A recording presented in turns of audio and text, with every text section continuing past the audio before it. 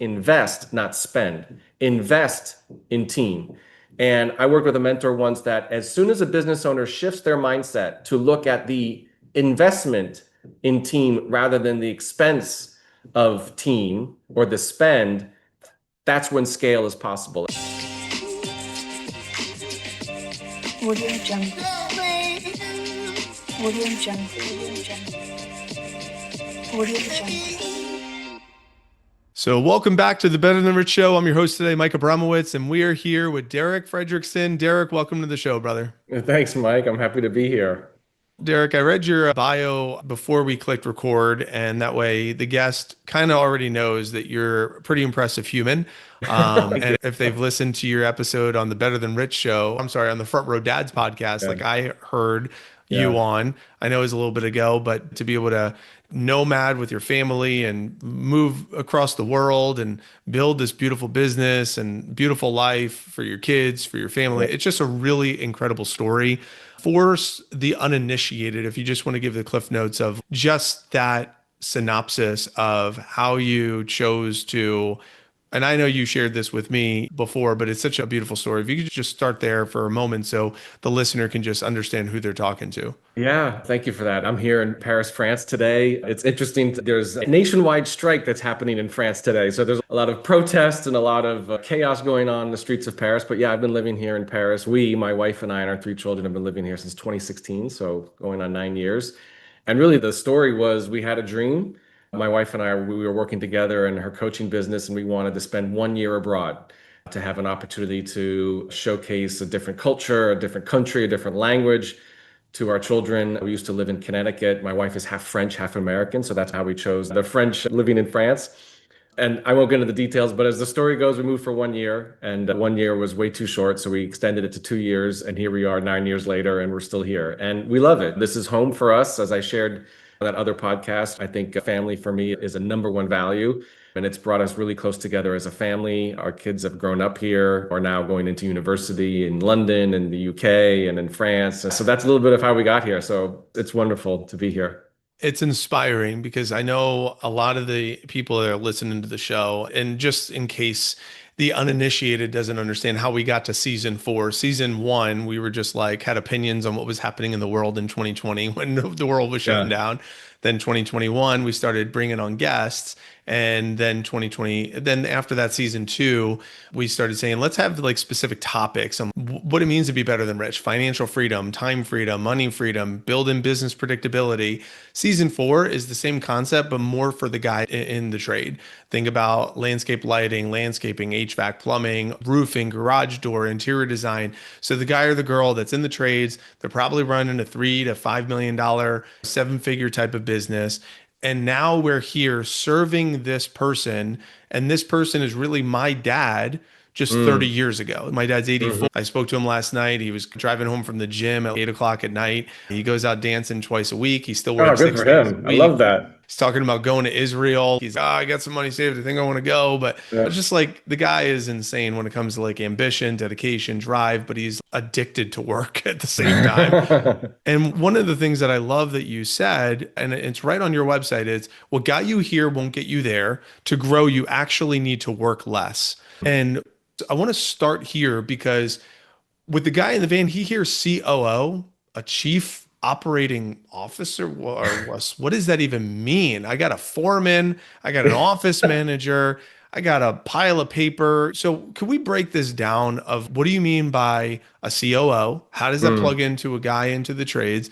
What do you mean you have to work less in order to grow? Just kind of unpack that and riff on that for a moment, Derek.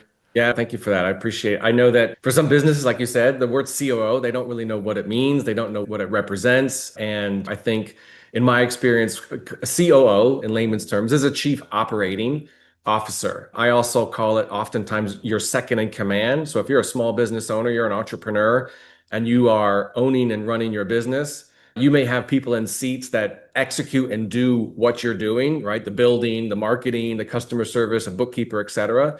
But what we provide is that boots on the ground, day-to-day, second in command. They are the thought partner and the strategic leader alongside with the business owner to execute and make happen what the business owner has for a vision of what their business is going to be. Oftentimes, as entrepreneurs, we are the vision holder. We can see what we want our business to look like. We have a goal, we have a dream. I want to scale, I want to grow, I want to expand. And then when it comes time to the execution of that, it is where the rubber meets the road, because that's where they tend to get into the nitty gritty. They get into the hiring, they get into the operational aspects, the processes, the marketing details. And that may not be the thing that really lights up a business owner, an entrepreneur. They've got bigger things that they want to focus on. So what we do is we step in and we are essentially the ones that run your business with you, or in some cases for you. And that's not about taking control of the business. It's giving control back to the business owner. But we are the ones that take the vision and cascade it all the way into execution. We are that glue or that bridge that makes the vision into the reality without the entrepreneur feeling like they're carrying the weight of all of that all on their own all of the time. And I say that word second in command as well, because in some respect, I think we talked about it, Mike, in the work that we do with my company and the way that I've always done it as a COO, my number one value is trust. And so when you are that trusted second in command with the entrepreneur, there's a really good dynamic to ensure that we're rowing in the same direction, right? We're focusing on the same goals. They have their role as a visionary or an entrepreneur. I have our role as a COO. We're more wired to make things happen. We like to execute. We like to implement. We like to get things done. They're more of a bigger thinker. And they're more of like, where are we going? What does it look like? And then we are the ones that can help make that happen. Can I ask you a question on that? Yeah. So the guy in the truck, and oftentimes, and I use that language as the guy in the truck, Sure. it doesn't have to be that, but this guy, oftentimes, they were really good at the thing, swinging the hammer, doing the wrench, whatever it might be. And then they just started adding some people, adding some help. Maybe they brought in their wife or their kid, and they built this thing. So oftentimes, they don't necessarily I don't want to say all the time, but oftentimes they don't have the CEO visionary mentality. It's more of like the grinder doer mentality. So what would you say is, how do you help that guy? Because he almost needs a little bit of leadership, understanding of what it means to be a visionary in order to kind of lead the COO type of person too. What is your opinion on that? I don't know if I have one, but I'm just curious. No, it's a great topic, right? Because I think, especially in my experience, most business owners, when they start, they are the doer. They're doing everything, right? If it's a one-man show, they start out. In your situation, they are the one that's the builder. And at that point, it worked. If the operative word is if they have an inclination that they want to grow, and that could be dependent upon what does growth look like. Do you want to 10x, or do you want maybe just have a couple other people that can help you do what you're doing? But as they get into the element of relying and trusting and delegating to others that are doing the work with them, or in some cases for them, they have to start thinking less and less so much as the doer, but more and more as the owner. Or in some cases, really more as like in this phase, it's like the operator. I'm operating my business. I'm not doing all of the doing. I'm still in some of the doing. I'm still in the craft. I'm still in the trade because only they can do it or they like to do it. That's totally fine. But then they kind of shift into this operator. I'm operating my business, right? I've got a few people that are out in the field doing what they need to do, maybe in the way that I've done it, that I'm training them, I've taught them, right? But they may be focused a little bit more on where's the next job coming from? Where's the next client coming from? Where's the next project coming from? How am I going to market to get those types of projects and clients into the pipeline? And then as that continues to grow, if that's what they want to be doing, then they really need to be shifting more into that kind of owner mentality. The owner is the one that's really looking at what's the culture of the company? What do we really want to be known for? What do I want my role to be doing? And then I need somebody to operate the business, right? I've got my doers.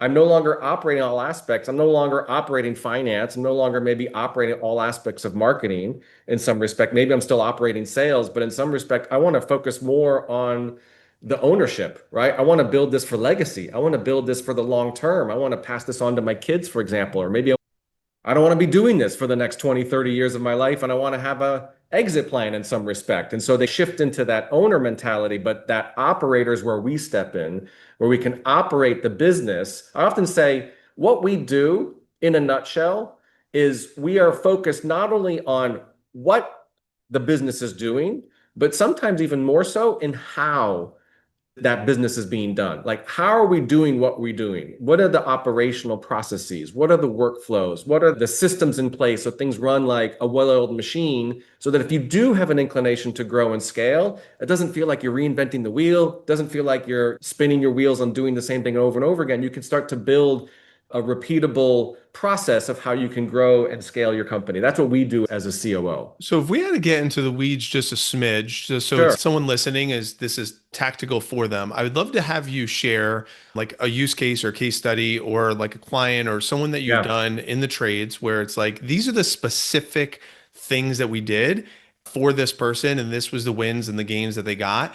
And then I would love if you have a framework or step by steps or something where Phil Risher was on the podcast. He's, I'll give you the recipe, but if you want it Yeah. cooked for you, then hire me. Something like I that. like that. And I feel like that would be really helpful because we are, even with Better Than Rich, like we were just like trying to pare that down. Like these are the things that we're going to deliver for you. And it's like web optimization, CRM setup, client journey optimization, client maximization, lead follow-up, automations, right? So these are the deliverables, and explaining all of the jargon and the language of this is what gets done for you and with you, and this is why we start here. So it's just actually, I don't want to say it's like a menu, but they can Right. clearly see the significant impact in their business with checking some of these boxes off, having Yeah. that foundation laid if they don't already have that done. Go in whatever direction feels fit, but I feel like it would be really good to get into the weeds a little bit with Yeah. case studies, wins, and tactical frameworks that you might Yeah, I've got a great example. I think it should be good with your audience, I hope.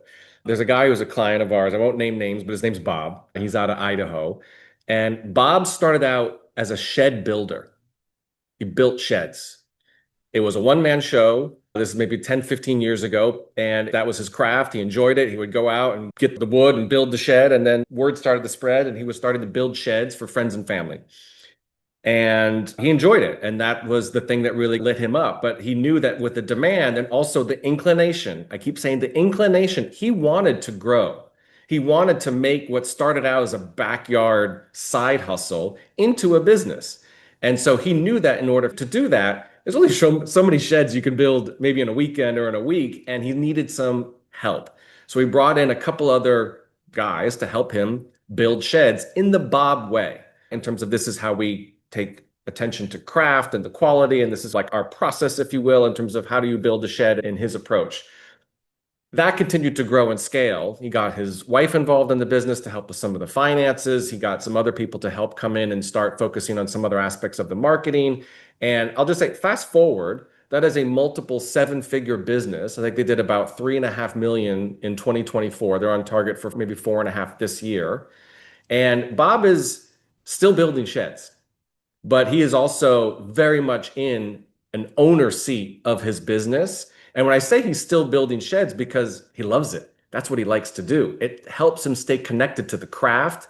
It helps him stay connected to his people, his clients, his employees, and understand what the elements are so he doesn't feel like I'm losing touch to what really got me started. But what he has done is he's stripped away all of the things. This goes into a little bit of our methodology of how we help an owner shift from doer to operate to owner, is that in order to scale a business from a backyard business to multiple seven figures, you need to rely on team and you need to rely on process, on how you do what you do. And what we've been able to do when we focus on Bob is really understand, where is your time going when you're working in the business?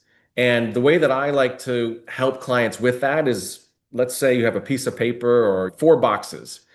And what you want to do is you really want to develop and understand, what is your zone of genius? What is the thing that adds the most value and moves the needle the fastest and in the biggest way in the business? And so the first quadrant in the upper left, to be over here, upper left, is what we call your unique brilliance.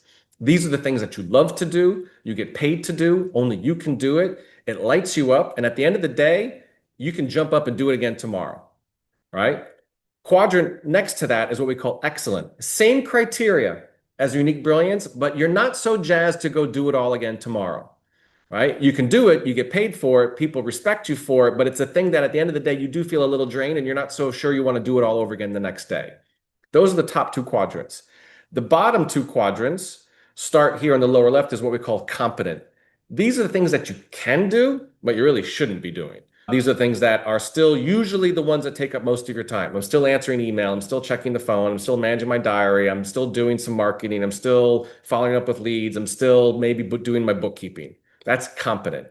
Incompetent is the stuff that when you do it, you are costing your business money. And the best example I could say is if you're like building your website for your business and you are not a website builder, then that is an incompetency. Or bookkeeping. If you're not a trained bookkeeper and you're doing your books and records, you may be costing your business money directly and indirectly. And oftentimes in that exercise, what we realize is that some business owners, a majority of their time are on the bottom two quadrants. They're spending their time on things that are not actually moving the business forward.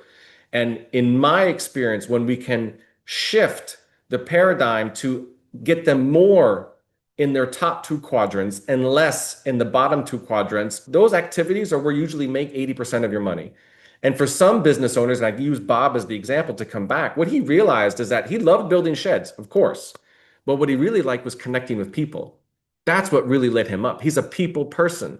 Partners, vendors, clients, team, companies, whatever it might be. So part of his unique brilliance is actually out in the field and connecting with potential clients and customers and vendors and partners and referral sources, because that's where he can generate the most amount of business. Not necessarily going back and doing the designs and drafting things in CAD in order to get the right specs to get the shed built, but you need people to be able to do that. So it's a matter of delegating or automating some of that or just outsourcing it or streamlining it. I share that as an example because I think oftentimes as business owners, we're very focused on all the things I'm doing every day in the business. And if you want to scale, if you want to grow, you need to see where your time is actually going and being very diligent or ruthless in some way of, I really shouldn't be doing that. I could be doing that, but I really shouldn't be doing that because I really need to be focusing on my bigger vision.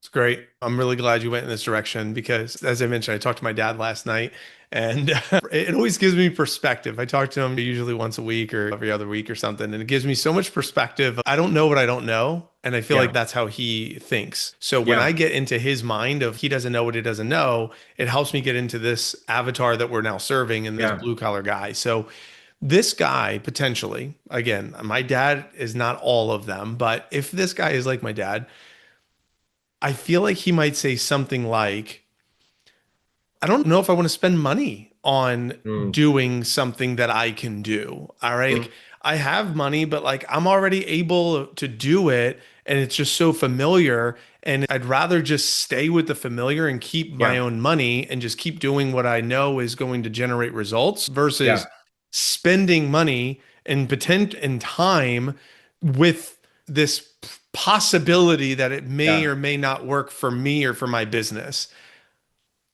I feel like that's something that would be a concern or curiosity that might exist. I don't know if that's the truth or not. So listener, reach out to me and be like, Mike, no, I don't believe that. Or, hey, Mike, I'm glad you asked the question because I was thinking it too. But I think if there is a question in there, the question might be, how might I know, like, how might I get over the hump of taking the money that I have and taking what's familiar with my processes and like investing the money and then changing? I'll say this. I've never met a business owner in my entire career that hasn't thought that exact question or concern at one point or another, no matter at what scale or level, because that is rightfully, it's the why would I pay somebody to do what I can already do? Right? Why would I have an additional expense for somebody to do the things that I could teach them to do and I could delegate them to do, but then I have to check to make sure that they're doing it right. And if I need to check, then I might as well just do it myself. And I'm not sure it's actually going to be the best quality. Like, you know, and I spend all this time with them and then they might quit and I got to do this whole thing again. You got the thread, Derek. I'm glad. I know it was sloppy of me trying to like articulate the question. I got it. And listen, this is why I said it depends on the inclination of the business owner. There is a gentleman, I will not mention his name, but he was a computer engineer who had a thriving business and he was looking to get some support. He wanted to grow, at least he thought he wanted to grow, but he really wasn't sure what was the model and what was it going to take to get there. And he also, like, after some discussions, we ended up not working together. We don't work with everybody, but through those discussions, he was very happy. And there's nothing wrong with this. This is everybody's happy where they need to be or where they want to be at the level where he was, which is, I don't want to grow. I don't want to scale. I don't want to have 15 other mini me's that are other computer engineers that I have to train and do all of that you described. So it really depends on what's the goal, like what's the objective of the business owner in the terms of what are they looking to accomplish. And if they're looking to accomplish growth and scale, at a certain point, you have to invest. Notice the distinction of the word I use, invest, not spend. Invest in team. And I worked with a mentor once that as soon as a business owner shifts their mindset to look at the investment in team rather than the expense of team or the spend, that's when scale is possible. And here's the reason why. Because when you are able to invest in a person that can do a task or a project or an activity that costs you less in out dollars than you can gain back in dollars saved, then that's how you can make money. I'll use the bookkeeper as an example, right? So let's say at a certain point, you're a plumber and you're the one in the business, you're doing the referrals, you're doing the closing, you're doing the field work and everything else, and you're doing your bookkeeping and you're spending a couple hours a week, I don't know, on your books, right? It's maybe not the thing that you love to do. It's taking up your time and energy. Unless you're a trained bookkeeper, you may not be the one that's the best at doing it. But let's say you hire a bookkeeper at 25 bucks an hour for a couple hours a week.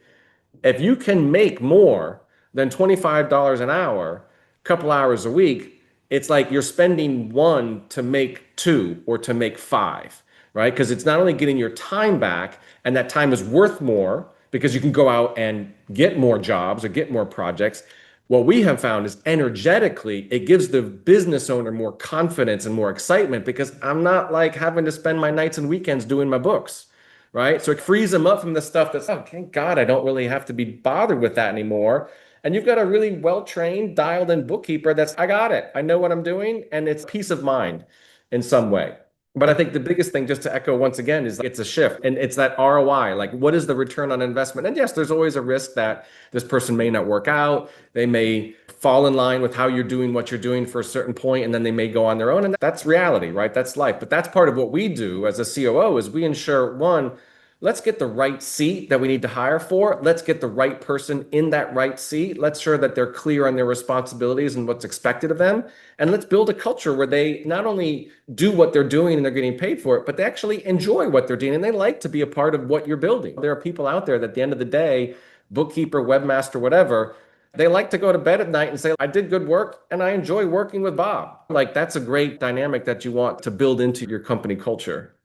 And to this point, some episodes we really go deep on buy back your time with Dan Martell, and he has his replacement ladder, right? So it's get the administrative offloaded. It's like everything under $25 an hour. Then it's like marketing and fulfillment, get those offloaded. Then it's sales, get that offloaded. Then leadership. So it's like his hierarchy is pretty great because for the guy, this blue collar guy we're talking about, administrative, it's like the office manager, the customer service representative, right, the CRM, the web. And then it's like marketing. Now they're spending money on SEO or just meta ads or whatever it is that they're spending. And then the fulfillment is like the actual technicians in the field doing Correct. some of the work.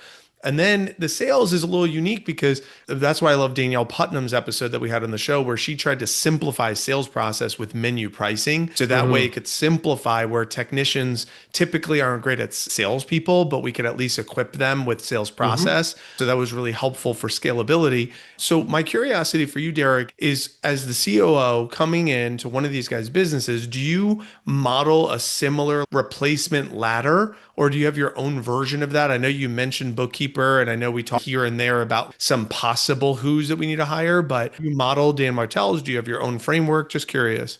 Yeah, it depends. I don't like that answer, but it does depend on what the client situation is and what their needs are. I would say, first and foremost, where we most often start is with the business owner, because part of the reason why they're bringing in COOs is that they've hit a glass ceiling, right? Where they built the business up and they want to keep going, but they've realized that they're at the point where they're in the weeds, they're in the day-to-day, they're dealing with issues in the business that are the minutia administrative that is not the best use of their time, energy, and effort. And so they're looking for a solution. And so we usually do that exercise, the 4 quadrants, and start with the business owner. Because what we know is usually the business owner, if we can get them up into those 2 top quadrants, that's where the business can really start to make progress and momentum. However, once we've done that, in most cases, when we look at a business and we see, like, part of our job is we open up the hood of the car, what's working, what's not working, and let's do more of what's working. And let's go there and address what's not working. That might be a person issue, that might be a process issue, whatever it might be. And inevitably, what comes to the surface is usually gaps in areas that typically fall into these 4 buckets, which I know is very simple for a business, but it's the way that we look at every single business, which is marketing, sales, operations, finance, right? And we always say the sole purpose of marketing is to generate qualified leads. The sole purpose of sale is to close said qualified leads into paying clients and customers. Operations is to fulfill and deliver on the thing that you just sold and ensure customer satisfaction and fine product and quality. And finance is a really good output of doing good marketing, sales, and operations, right? And then it goes back into marketing. But it depends. In most cases, I'll give you an example. One client, we had an engineer, they didn't have a marketing problem because he was getting more referrals and more word of mouth and he knew what to do. Great. We don't have a marketing issue. He was the salesperson and he loved to sell. So great. You're in the sales seat. We don't have a sales issue. Finance, you have a bookkeeper, you have a fractional CFO, you have a controller, good reporting. Great. What's the issue? Operations, delivery. You don't have a model on how you do what you do, and you're still involved in all of the different client projects, and you're not trusting your team and letting go to let them do what they need to be doing. And so we need to really get into the weeds of, do we need to hire more engineers? Do we need to hire a senior engineer? Do we need to hire a manager? Do we need to develop our process? And so we use the operations bucket to identify better ways that we can process how we do what we do, to streamline and systematize and simplify. And then we went out and found more engineers because we were able to get more engineers and just plug them into a system and a model that was working once we fixed the model. I was listening to, actually, on the Front Row's Dads podcast, there was this interview that John did with Ryan Dice. They did it a couple of weeks ago, I think. Yeah. And Ryan said something, I'm trying to make sure I got it right, and it hit me like, oh, I love this, which is, good people don't fix broken systems. Broken systems break good people. And so oftentimes we got to get to the system. And I don't mean a technical system. When I mean a system is like, how do you do engineering projects? What is your process from start to finish? Let's get that dialed in like a well-oiled machine so that when you get people in, they know what to do, how to do it, when to do it by, and we could just scale that. That's a repeatable process. Long answer to your question, I think we do follow a model. It depends, but usually we're focused either on that administrative level. You need a bookkeeper, right? You need somebody to run your paid ads. You need somebody to manage your website. Or you know what? You need a senior engineer that's owning operations, so it frees up the founder to not have to be involved in every client project. Okay. I want to go into the weeds on this operations piece. Inside of operations, there's still administrative. There's also like tech support and needs. So we have a new business that we're working with, and he does remodels, like kitchen, bath remodels, and even custom remodels. Average ticket somewhere between 40 and 50,000. His largest ticket maybe have been like 5 or 600,000. And just kind of give a frame of the guy that we're talking about. His operations, this is his process, Derek. The night before, he looks at all the jobs in the queue for the next day and then texts all his 15-person team to go to these different jobs. And this is what needs to get done. And then the morning, anybody who didn't like respond, he like pings them again, say, hey, did you see what's going on for the day? And then it's very much like honor system of, did they show up? So sometimes he drives his happy ass all around town to go to these different jobs that he assigned these people to, just to make sure things are moving forward and just double checking work. So now what's the real core of the problem? There's several there, right? There's not like a project management. There's communication challenges. There's technology challenge. There's trust challenge. There's not really a policy, right? There's just several different, maybe it's competency, right? Yeah. So there's several curiosities here on the operations seat. I would love for you to just riff on your expertise with this guy's use case in mind of start to finish. How would you audit, and what would be the suggestions for this?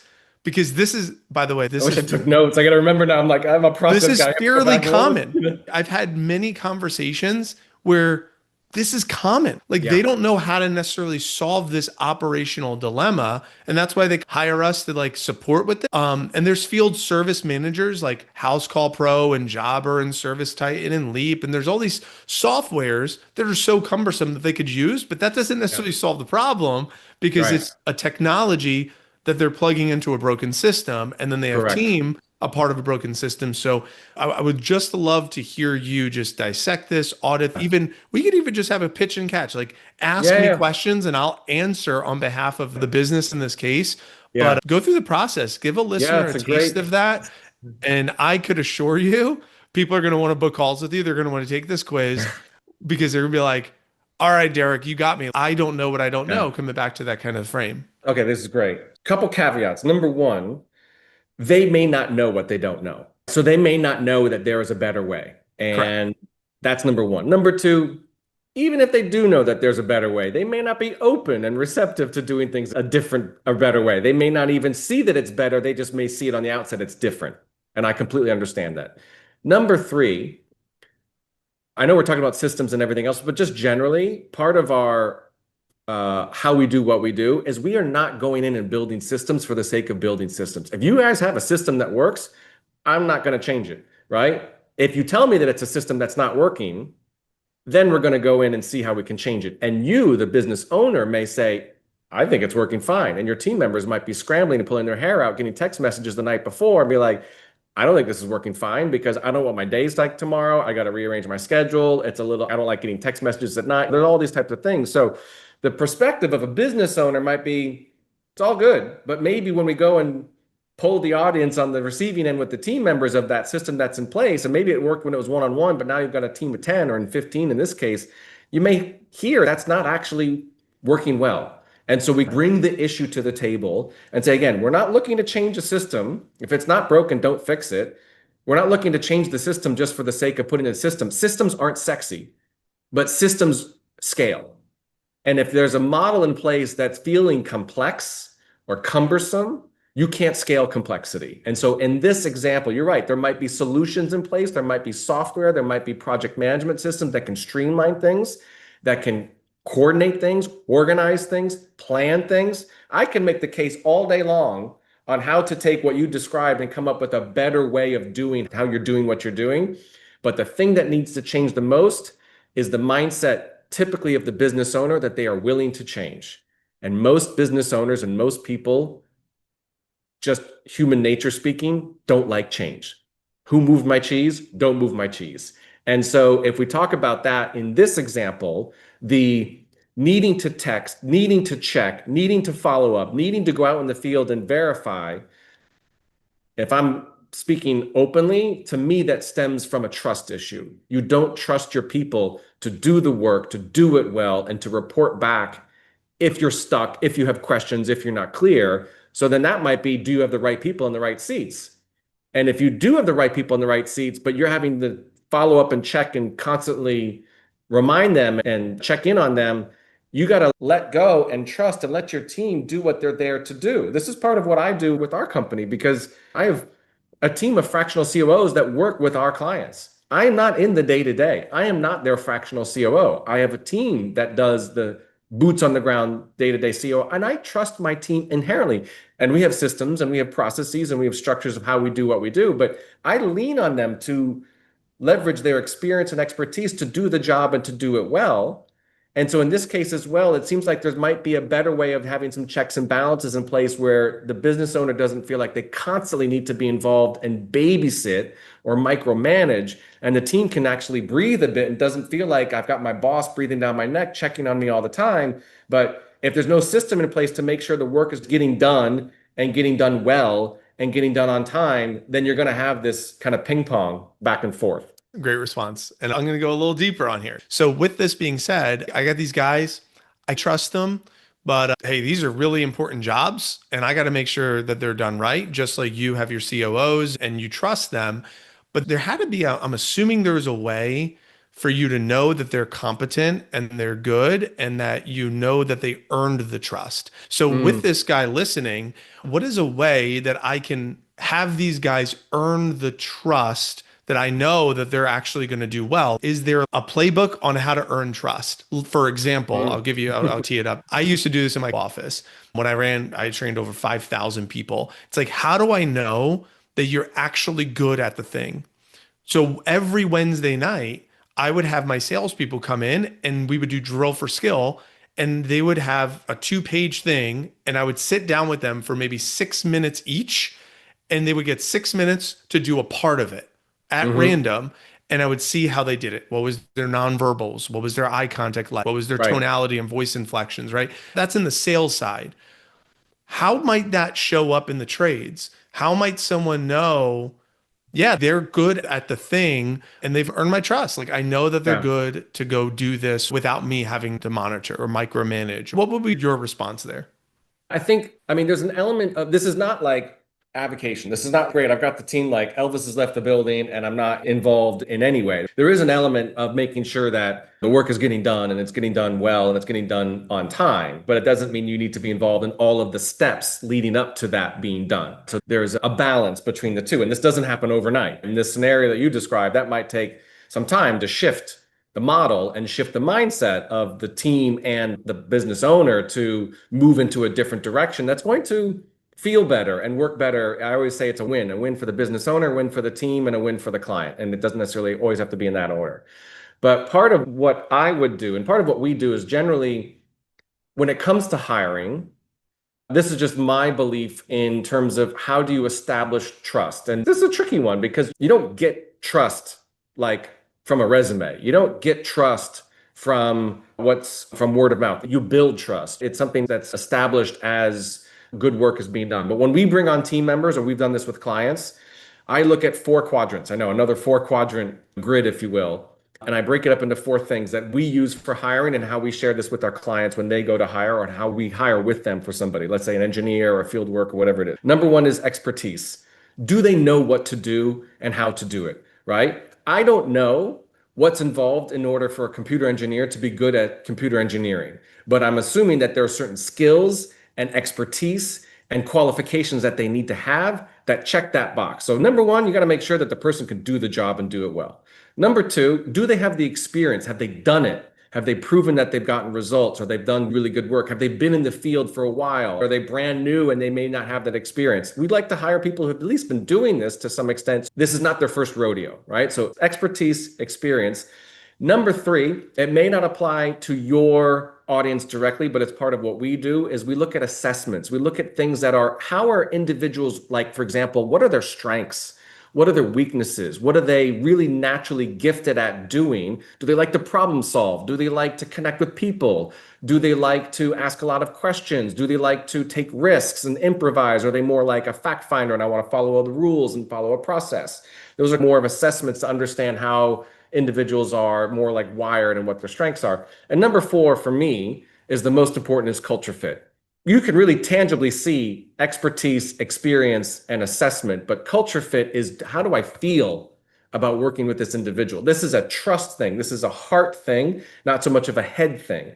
And so when I speak to individuals that are looking to join our team, when we're working with a client, they're bringing somebody on board, you got to really feel like they're going to be able to step in and do the work and do it well. They've got the experience. They're aligned to perform because that's how they're wired and that's what their strengths are. But also, is this a person that I'm going to enjoy really working with? Am I going to see this as a mutual beneficial win-win partnership for the long term? And we ask these types of questions. This is not something that we're just trying to look for a transactional hire. We want you to be invested in this. We are committed to your growth. We're committed to your success. And we need to make sure that this is like a 50-50 arrangement, not like us going above and beyond and doing everything for them. But really, just to answer your question, Mike, I think how you establish trust is that it's step by step. You give them the leeway, you give them the parameters, you give them the benchmarks. And when they do that and do it well, you extend it a little bit more. You extend it a little bit more and then extend it a little bit more. Where at one point you're like, I don't need to know how that project is going. I don't need to go to the job site. I know it's going and it's going done right. And if that's not the case, I know I've empowered that team member to speak up and say, hey, Mike, I got a little bit of an SOS. Hey, Mike, I got a little bit of a red flag. Can I chat with you or can I bring this to your desk? I need to talk you through what some of the options are, something like that. Yeah.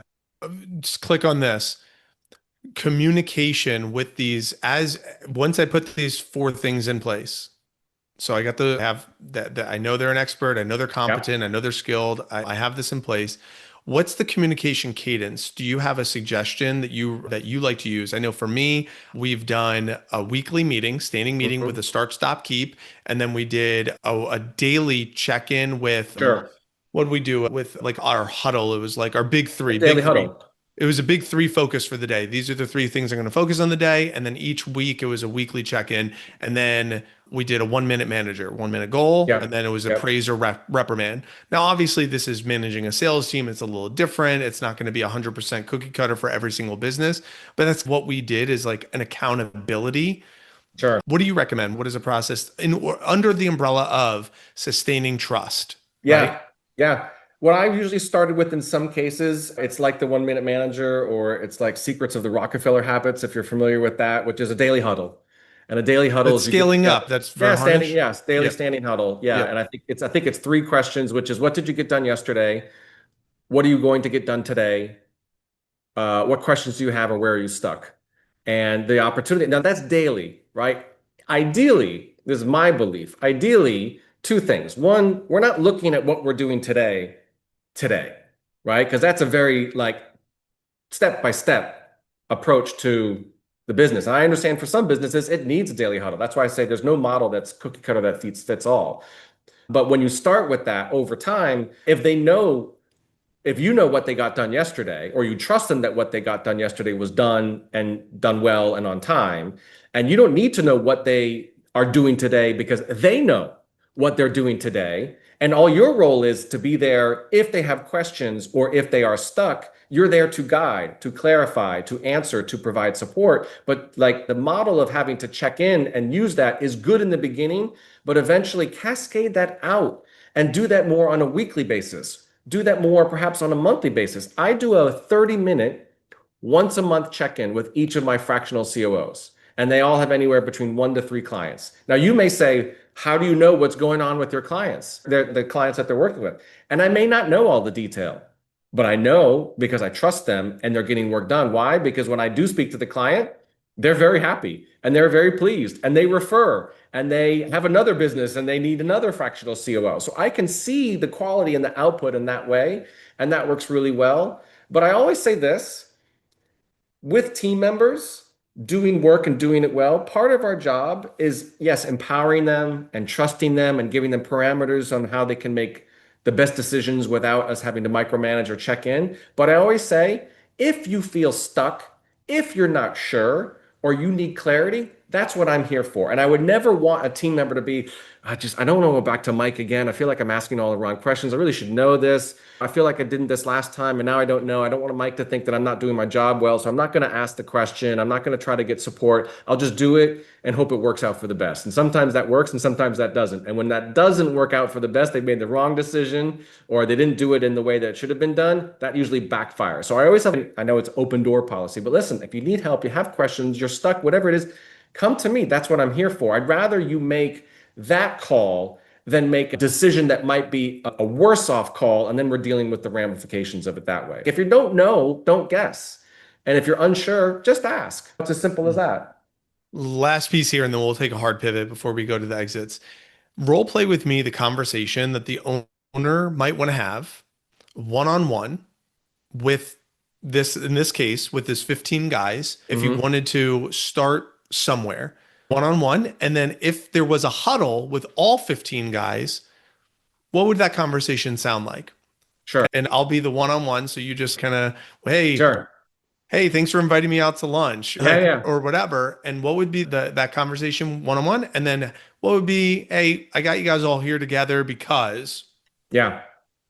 Great just, question. yeah, So I'd love to the hear way, your riff on that. yeah. So the way I would do it before I did a one-on-one with you, what I would do is I would ask you to spend some time to think about some questions that I'm going to ask you that I would like you to come prepared for. And the reason why is that these questions, when presented on the spot, you're going to get a different answer than if they think about it ahead of time and give it some thought. And so these are the questions. Number one, so Mike, how are things going in general? What's good? What's positive? What's going well? And then I just let them share. If they've already done the work, they would come to the table and say, this is what's going well. I enjoy the work. I enjoy my clients. I'm really enjoying the field work. Yeah. Go for it. I love the field work. I love working for you. It's a stable job. It's been really great. I love working here. Cool. Great. What's not working well, Mike? What's not great? What needs to be improved? What needs to be changed? If you're being really honest, I want to hear it from you.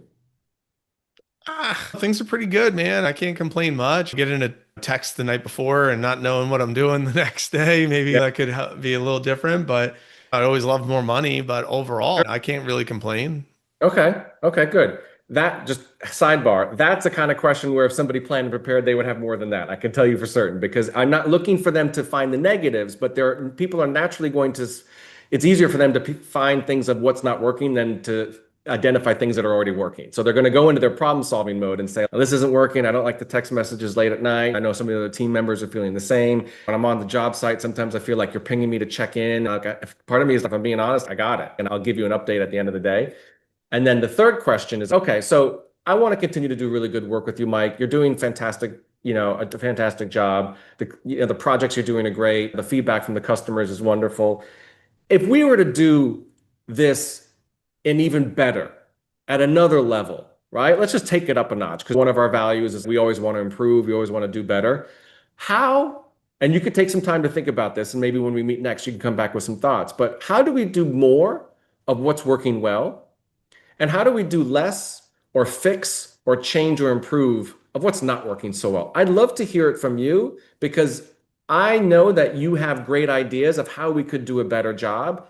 And you're in it, and you're the one that's really out there in the field. So I'd love to hear from you because I want to hear from some of the other guys as well. We're going to do a discussion around some thoughts. We're going to put it on the table. People are going to share what their thoughts are and what's working, maybe what's not working. We're going to find a way to make some improvements. But that's a question I would ask for you to think about in terms of what's ways that we can do more of what's working and how do we change and do better or less of the things that aren't working so well. And I know you said an example, maybe the text messaging late at night. Maybe that's something we come up with a different way. I'm totally open to hear it. That's what I'm here for.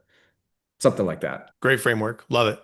Cool. What about we get everyone in a group together? What would be that? Hey, I would do the same frame. And the spirit of that is, listen, rising tide lifts all boats, guys. You guys all have different ideas, and there may be something that Tommy's working on that Joey over here doesn't know of. And then Mikey's got a great suggestion that really could help Chris. So we're here to actually open up a discussion and kind of share some ideas, share some thoughts on how we could do better jobs together. And we're going to do this more often because what I know is that everybody's in their own kind of project work, but you guys have ideas of how we can do that in other ways when it's shared openly in this kind of a format. Once a month, we're going to go out and have some beers or do a roundtable discussion and then go out and celebrate because you guys are sharing some great best practices. Yeah.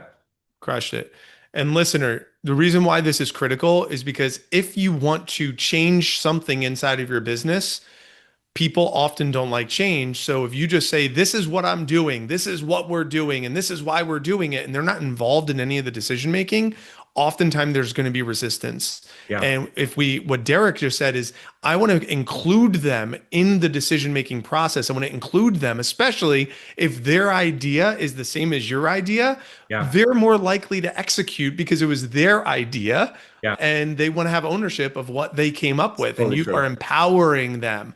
And I absolutely love this, Derek. So I know we got to head towards the exits here. Is there anything I did not ask you, or we did not talk about today that you're like, damn, Mike, I wanted to talk about that. We didn't hit on that today. Was there anything that we didn't touch on before I I asked think you? we touched on anything. Anything. We touched on everything. The one thing I'll just say at the end there when you nailed it, what all of this discussion, this role play, I loved it and everything else. This is really just about taking personal responsibility from business owner all the way down, taking ownership, having self-accountability, trusting people. Those are the things that are like the building blocks of a really good business. I know it sounds cheesy, but it's true. And I think especially as business owners, the more transparent and open we can be with our team members and our employees and have these types of open conversations to get to the thing that it's under the surface that maybe they're not really quite sure that they can bring to the table, and you give them the permission to bring to the table. That's how you keep really good people, as opposed to feeling they left because maybe there was some stuff under the surface that never got voiced. So just be open and receptive to having that type of transparent conversation, because that's where real change comes from. Love it. Derek, we ask every guest the exact same question before we part ways. And that question is, what does it mean to you to be better than rich? That is a great question. I've been thinking about that from the beginning, trying to come up with some ways to answer that. For me, the way that landed for me is that rich, I think generally my previous interpretation of that meant financial rich, right? Wealth and abundance and money and everything else. I don't see it that way. Better than rich is, in my book, is having a really good quality of life, right? It's not all about work. It's not all about money. It's about your values. And that value might be family. It might be your kids. It might be your passion. It might be your hobbies, whatever it is. I think in the world of entrepreneurs and business owners, there's a lot of go in business all the time. That's not necessarily priority number one. It matters. You got to put food on the table, and I get it. So you need financial wealth in the rich category, but you could also be rich in other ways, which is I don't work nights and weekends. I go to Timmy's baseball practice. I'm able to read a book a week, whatever it is. Take time for yourself. It doesn't have to be all about churn and burn and the grind and making the money. Love it, Derek. Thank you so much. Tell us, where can people stay in touch with you, the COO Solution, what you have going on? I know you have a quiz, you have a resource there. Where can people stay in touch if they want to get more about you and what you're offering? Sure. Just the website, thecoosolution.com. Like you said, there's a quiz there. If somebody's listening and wondering, maybe, do I need a fractional COO? What does that look like? What's involved or anything else? There's a quiz there that helps you understand. You're going to recognize this, what's working in your business and what's not working in your business. And if there's an opportunity for a fractional COO to help do more of what's working and less of what's not working, it's a report that allows you to see what's maybe getting in the way. And it's a really in-depth kind of analysis and summary about how it can help you get your business shifted if that's what you're looking for. Again, that's at the website, thecoosolution.com. Listener, highly recommend you to go. It's right here at the top. It says free quiz. It's very simple. Take the quiz, enter your information in there, and it's going to give you an awesome output that will give you some intel about your business. And again, this is one of my favorite quotes on the site. What got you here won't get you there. To grow, you actually need to work less. Derek crushed it. Thank you so much for being here and adding value to our audience. And listener, we can't have the show without you. I just thank you so much for supporting the show, and especially season 4. If you are a guy in the trades or know someone in the trades, send them over to the Better Than Rich show. And if you are an expert and people that are experts in the trades, send them over to me. I'd love to see if they could be a possible guest that we could bring to the show as well. Really grateful to be here to add value to all of you. Again, this is I'm talking to my dad 30 years ago. Yeah, I love that. Really excited about where we're heading with the show. And Derek, thanks for adding value to it. So as always, listener, Derek, anyone who is listening to me, our mantra, leave today better than you found it. We'll see you next time on the Better Than Rich show. Cheers. Great. Thanks, everybody. Thanks, Mike. Thanks for listening. If you enjoyed this episode and you'd like to help support the show, please share it with others, post about it on social media, or leave a rating and review. To catch all the latest from us, you can follow us on Instagram at betterthan_rich and join our Facebook group at the Better Than Rich Show. Thanks again for listening. We look forward to seeing you next time. And remember, leave today better than you found it.